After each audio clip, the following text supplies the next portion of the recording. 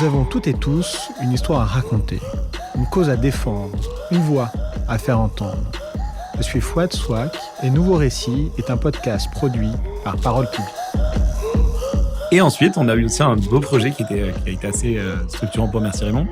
C'est un copain de pote qui, lui, bossait dans une cité à la Grande Borne à Grigny, qui est une des cités les plus difficiles de France, où, en fait, il nous disait, écoutez, moi, j'ai un petit budget pour faire de l'animation d'ateliers do it yourself. Il avait vu qu'on faisait des terrariums dans une petite boutique. Il nous a dit, si ça vous dit de venir faire des ateliers terrarium à Grigny, à 1 heure de Paris, en banlieue, dans un endroit vraiment... 93, non, je sais pas. 91, très difficile d'accès dans l'Essonne. Ouais. Je pense que tu dois avoir un RER, puis tu dois prendre un bus, puis après tu dois marcher. Enfin, tout est compliqué pour y accéder. Et d'ailleurs, c'était un peu la construction de tous ces grands ensembles d'aménagement urbain des années 70. Il y a plein de cités qui ont été faites comme ça, Nanterre, Clichy-sous-Bois, etc.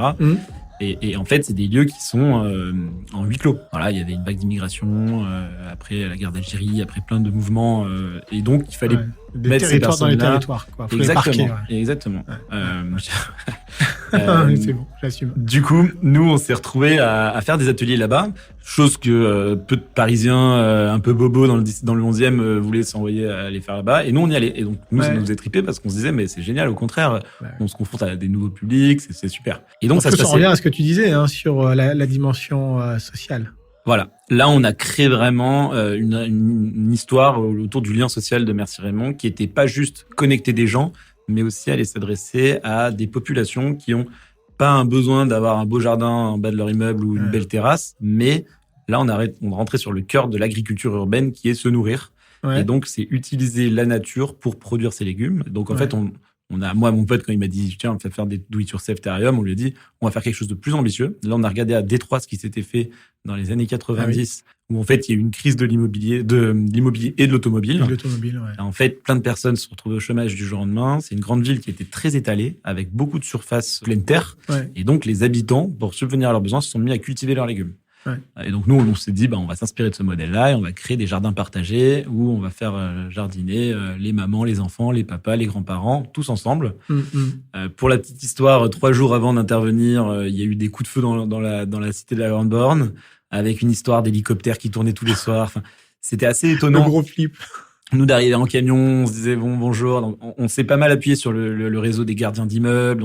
Mais il a fallu, se présenter, dire pourquoi on venait. Montrer patte blanche. On travaillait, on faisait jardiner les enfants, donc les grands frères étaient plutôt en confiance.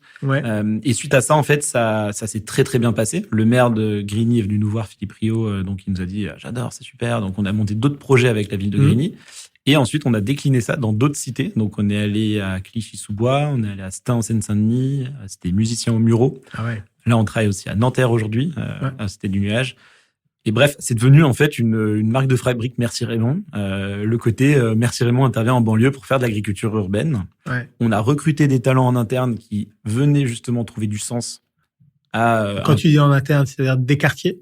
Non. Pas forcément des quartiers, mais plutôt le fait que Merci Raymond prenne cette orientation très lien social, très agriculture urbaine, où en fait on travaille dans les quartiers, des profils qui cherchaient du sens, parce qu'aussi il y a eu un peu une vague de quête de sens, etc. Et donc on a eu des gens très brillants qui décidaient de venir bosser chez Merci Raymond. Sur ce projet, sur ces questions-là, avec des salaires d'une petite économie, d'une petite boîte comme la nôtre, donc mais qui avait envie finalement de s'impliquer pour d'autres raisons que juste financières, mais aussi pour des questions sociales et environnementales. Tout ça pour dire qu'en fait, avoir aussi, tu parlais tout à l'heure de la dimension d'intérêt général et aussi d'être là pour les autres. À un moment donné, quand on s'implique sur ces questions-là, il y a des personnes qui viennent et qui ont envie de participer à ça, à cette mission, qui est un peu plus élevée que juste monter une entreprise ou développer un projet entrepreneurial. Là, on répondait à finalement un enjeu social et une vraie mission de sociale. la société. Exactement. Ouais. Donc ça nous a permis de nous faire un peu la main. On a pas mal bossé sur ces sujets-là. On continue, bien sûr. À Grigny, on a toujours cette intervention qui continue. Et en fait, on a eu derrière pas mal d'acteurs qui sont venus nous voir et qui nous ont dit, mais en fait, si vous arrivez à créer cette dynamique dans ces quartiers, finalement, vous pourriez intervenir partout. Et donc de là, on a un peu décliné. On est rentré un peu par la petite porte sur le secteur de l'immobilier, donc en rencontrant les architectes, les foncières, les bailleurs, les promoteurs, les villes, les collectivités territoriales, etc., etc.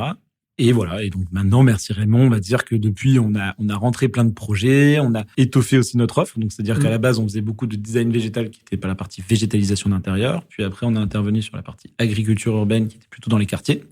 Et ensuite, on s'est rendu compte que pour rentrer dans le moule de l'immobilier, il y avait une ligne sur tous les projets, c'était la ligne paysage. C'est-à-dire que nous, on faisait de l'agriculture urbaine, mais il fallait faire du paysage.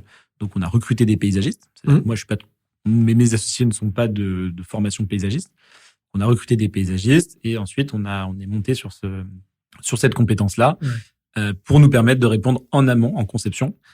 Et ensuite, petit à petit, conception, installation, entretien. Voilà. Alors, on va y revenir, mais qu'est-ce qui a fait le succès de ces jardins partagés ou de cette agriculture urbaine dans les quartiers, à ton avis? Qu'est-ce que vous avez mis dedans et qui vraiment a pris...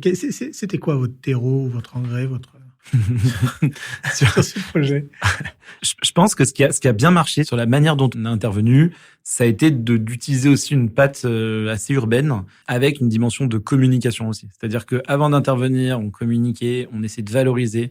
On avait aussi un message qui était de dire, bon, aujourd'hui, tout le monde parle de votre cité comme l'endroit où il y a du deal et des coups de feu. Mais en fait, tous ces gens-là, c'est des gens géniaux et ils ont envie, en fait, de valoriser leur endroit où ils vivent et de se sentir aussi plus en confiance. Et donc, ils étaient contents qu'on vienne porter un projet qui valorisait leur cité. Et donc, ils avaient envie de s'impliquer à l'échelle de leur cité. Et ça aussi, c'était assez incroyable de se dire, on pense que c'est des endroits qui sont durs, etc. Mais en fait, il y a une vraie solidarité dans ces espaces-là. Et donc, on s'est appuyé là-dessus. On a fait venir les médias. Donc, on a fait venir France Télé, France 3, Île-de-France. On a eu plein de magazines, Oui Demain, enfin des trucs assez spécialisés sur les questions environnementales qui parlaient de la grande borne. Nous, on avait rebaptisé ça la Green Born.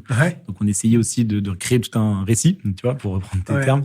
Et ça a bien fonctionné parce que derrière, les gens, ils se sentaient valorisés à intervenir et donc impliqués.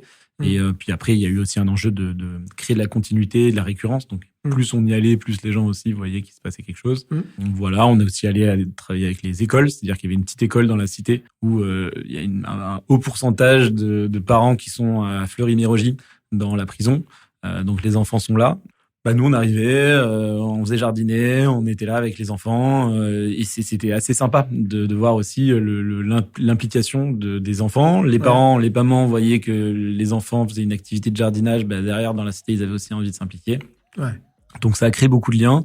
Et je pense que c'est ça aussi la clé de succès sur lesquels on est assez fiers d'avoir pu intervenir là-bas et de continuer aujourd'hui à y intervenir. C'est ça aussi qui est chouette, c'est que c'est pas juste des one-shots où on y allait une année ou 6 mois. C'est qu'en fait... Suite à ça, il y a eu en fait dans les grandes banlieues comme ça, c'est des quartiers qui sont considérés NPNRU, en réaménagement urbain. En fait, il y a tout un programme qui est lancé de déconstruire ces cités qui sont soit très hautes, soit très étalées, soit inaccessibles, de les réhabiliter. Et donc ça, c'est l'ANRU, l'Agence nationale du renouvellement urbain, qui lance ça, qui est rattaché au ministère du Logement. Et donc, ils ont des enveloppes qui financent des actions dans ces quartiers-là. Et donc là, ils ont lancé, il y a 2 ans, 3 ans, l'ANRU, un appel à projet qui s'appelait Quartier Fertile, qui était de dire on veut créer 100 fermes urbaines dans ces quartiers. Donc nous, on avait suite à notre intervention, on avait la chance de prétendre à avoir une enveloppe supplémentaire pour créer une grande ferme urbaine qu'on a remportée, dont on a été lauréat. Et donc ça a pu continuer, remettre un second souffle aussi au projet. Il a fallu aussi se saisir des bonnes opportunités. Et pour la petite histoire, récemment, on vient d'être nommé lauréat de l'ANRU, donc l'Agence nationale du renouvellement urbain, pour être en fait leur conseil. On appelle ça AMO, appel à maîtrise d'ouvrage.